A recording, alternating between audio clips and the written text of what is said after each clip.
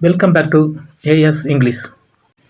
In this video, you will see how to create English sentences using sentence pattern.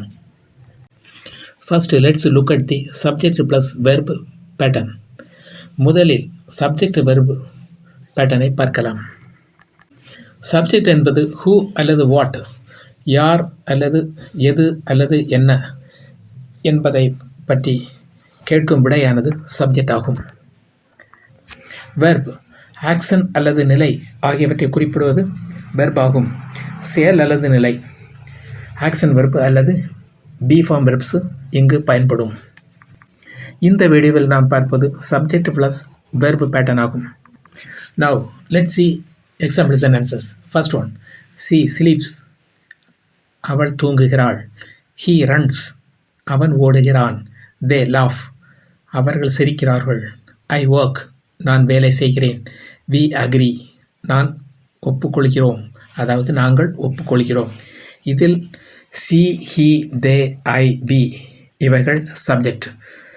sleeps, runs, laugh, work, agree இவைகள் verbs.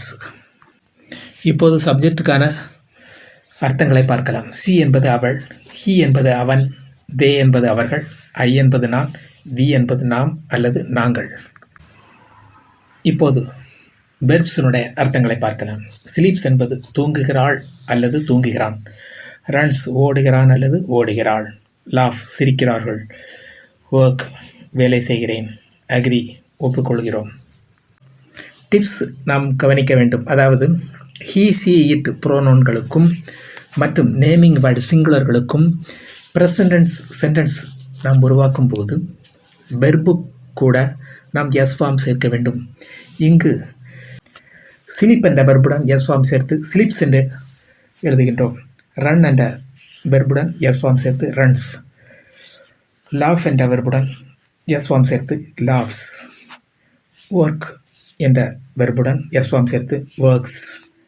Agri என்ற வெர்புடன் S form சேர்த்து agrees என்று எழுதுகிறோம். Thanks.